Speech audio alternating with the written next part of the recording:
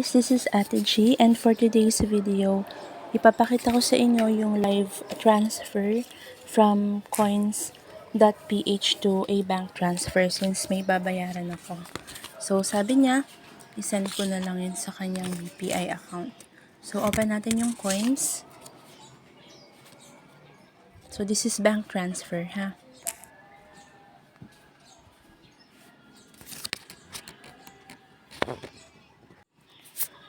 Tapos, click natin yung portfolio. Yan.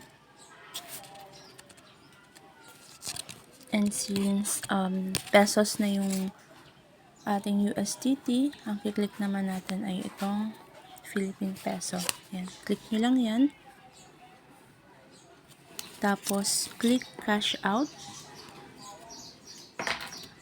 And then, choose BPI. Ayan, meron siyang 10 pesos na processing fee. Ang ilalagay kong amount dito ay ito. Yan ang babayaran ko sa kanya. 5,720. And then, click next.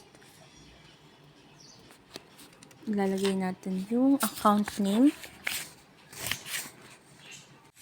and account number. For security purposes, guys, i-blur ko na lang siya.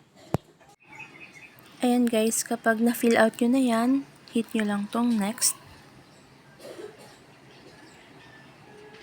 Yan. As you can see, meron siyang, as I've mentioned earlier, may fee siya na 10 pesos.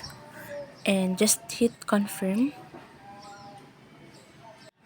Tapos, hihingi siya ng verification code.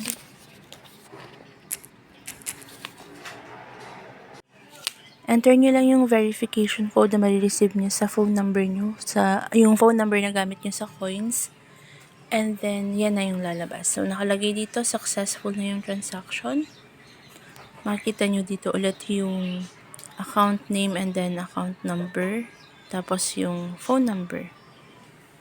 So, ganun lang siya kadali. So, balik tayo sa home. Makikita nyo dyan sa Philippine Peso. Ang makita nyo na lang dyan ay 758. Yan. Yun lang guys. Sana may natutunan kayo. Please like and subscribe. And bye-bye!